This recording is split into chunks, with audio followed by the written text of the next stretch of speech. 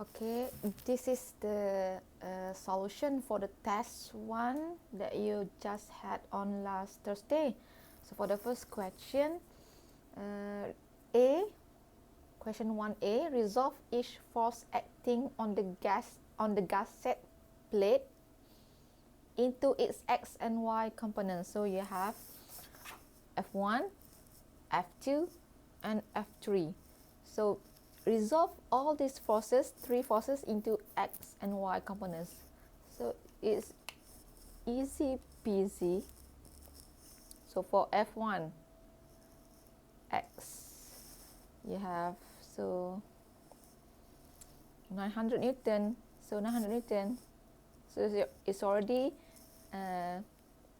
in X axis. So it's 900 Newton. So for F1Y, they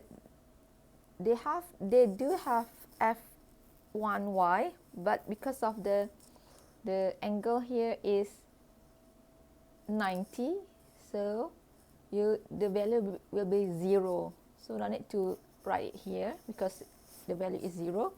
So for F2X, you have 750 Newton. So for the X components, so you have this one. Okay, using theorem Pythagoras. So you want this horizontal axis because F2X, this is hypotenuse, F2 750 Newton, this is hypotenuse of the triangle. So you want X, so which one is sine or cos? So you have 750 cos 45 degree, because cos 45 equal to X over 2 hypotenuse 750, X over 750. So X equal to 750 cos 45. So we will get here 530.33 Newton. And the force is to the right, means positive. So for F2Y, you want this one, the Y component. So Y will be sine 45 equal to Y over 750. So Y is equal to 750 sine 45. So it's same answer, 530.33, and the force is upwards. And then for the F2 done, F3 X, so you have 650, and then you have 345. So you want X, so the side here is 4. You have 650, 4 over 5. You will get 520 Newton. Okay, for force 3Y, 650. So you want Y, 3 over hypotenuse 5 equal to 390 Newton. Okay, that's for question 1A. Now we go to the question 1B, which, hold on, I'll erase this first.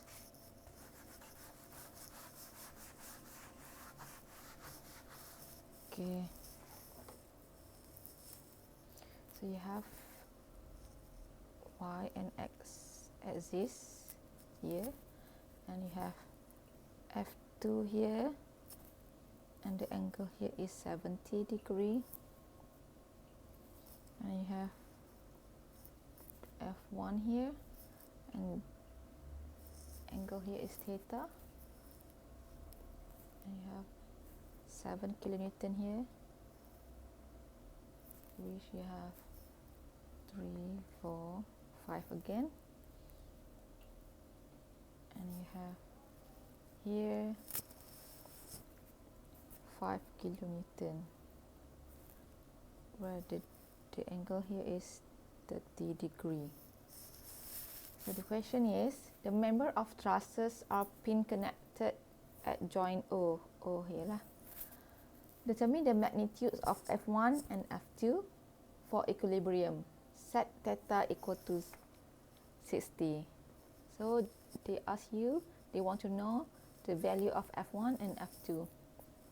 So just use the equilibrium formula, which is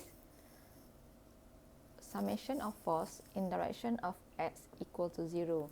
So you have, here you will be having 4 force in component of x. So forces in x direction. Okay. So because you have F1, F2, and 5 kilonewton, 7 kilonewton. So each of these forces have their own x components and y components. So for F1 here, start here, F2. So F2 sine 70 plus F1 here cos 60, and then minus, because to the left, because F to the left, because the 5 kilonewton to the upwards and right and left. Okay, so minus 5 kilonewton cos 30, and minus because it downwards and to the left, 7 x4 over hypotenuse 5 equal to 0. So you simplify this equation, you will get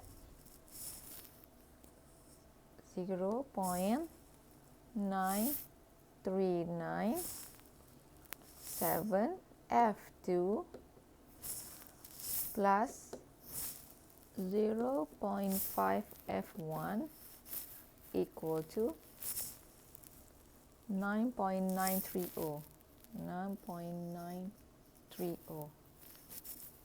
Okay, so that's for summation of fx equal to 0. For summation of force in direction of fy, direction of y is equal to 0 as well, which you have 4 as well. We have F2 cos 70 plus 5 sine 30, this one, minus F1 because it's downward, sine 60 minus to the left, to the bottom and to the left as well, 7 3 over 5 equal to 0. So if you simplify this one, you will get, I'll do it tiny here, okay, very tiny handwriting over here because I'm out of space. So we'll get 0.3420 F2 minus 0.8660 F1 is equal to 1.7. So you have two equations here with two unknowns. F2, F1. So you do what do you call it when you learn in your secondary school, persamaan serentak. So you do persamaan serentak for this equation, set 1 and set 2. This one, set 1, and this one is set 2. Okay, this one. So you will get the answer. Final answer will be, you will get the answer for F1 and F2. So the answer after you do the persamaan serentak, you will get F1 is equal to 9.6 kilonewton, and for F2 you'll get 1.83 kilonewton. Hopefully you'll get the answer by using the persamaan serentak method. Hopefully you are familiar with that, so you can get the answer. That's for question 1B, and we go to question 2A. Question 2A, where you have the beam, and you have here the force up here 400 Newton, and up and over here 200 Newton, and this one to the left 200 Newton, and this one to the bottom is 300 Newton. So you have one more concentrated load here, 400 Newton. So and then as well here to the upward to 300 Newton, and you have the length of the from this force to the force is 3 meter, this one, and this one is 2 meter, and the width of the beam here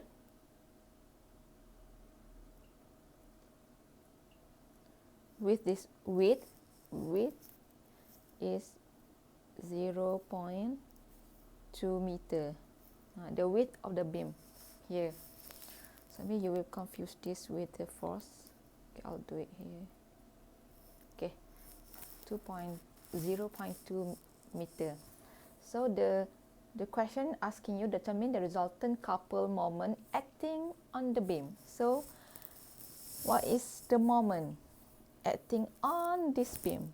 So moment is equal to F force multiplied with D distance, which distance must be perpendicular to the force direction, I mean. So you have here, so for the equilibrium moment acting on the beam for the whole system of the beam, you have to do the summation of moment is equal to 0.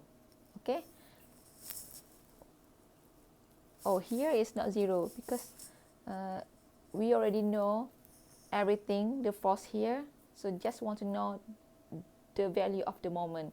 So as I told you before in our online class, if you want to find the moment, you go to the point where there are a lot of forces there. So it's easier for you to calculate the moment. So if you can see here, this side, there are a lot of forces here compared to this side, at the end of this side, left side. So I'll do the force here. So let's say in the question, they label this right, this end side here by A, and I'll do here C. So here in the middle is B. Okay, so summation of moment at point C is equal to, okay, moment C. You have if see here, so 400 Newton, 200 Newton, 200 Newton, 200 Newton will be what? C, okay, C will be in over here. So we will go from here first. You have 300 Newton to the upward direction. So you have, I'll do it here because I'm out of space. So you have 300 Newton, this one, multiply with the distance to the C, which the end of left side, right side to the C is 5 meter. So must be perpendicular. So the distance is horizontal and the force is vertical. So 300 multiply with 5 meter. And then what else you have? You have 400 Newton, which is to the bottom. So minus 400 Newton. Multiply with the 2 meter. From this point load to the C over here. So you have 2 meter. And then plus 200 because the point C is over here. Okay, so 200 Newton multiply with, because you have 200 Newton, so the distance must be perpendicular to the force, which is this way. Distance is here. So the width of the beam 0.2. So the moment you will get is 740, and the unit is, so you have force Newton and multiply with distance in meter, so you will be having Newton meter. Okay, so that's the answer for the question 2A. Now we go to the final question 2B, where you have something like this, and then you have hand here. Just assume that I'm a good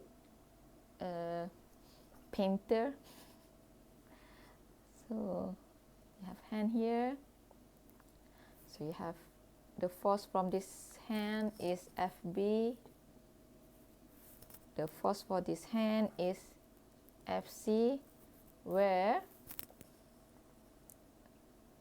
the angle from the axis here is 30 degree, and this one also 25 degree.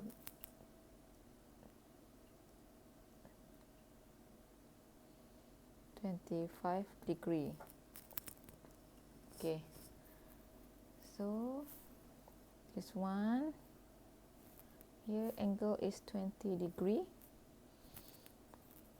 and then length to the left hand is, from the end of this side to the left hand is, the center of the left hand is 2.5 feet, and to the center of left hand to the center of right hand is 0.75 feet. So some sort like this. So the question asks you, if FB is equal to 30 pound and FC is equal to 45 pound, determine the resultant moment about the bolts located at A. So bolt here, A. So how do you want to do it? So you have FP, FC, so MA. So they want you the moment, the resultant moment at the bolt located A. So summation of moment, to the O. So every force to the A, so will be MA. is equal to, you have 30, and then the distance to the A will be what? Distance will be 2.5 feet, but FB is 30 pound. 30 pound is in this direction, which is not perpendicular to this one. So the one is perpendicular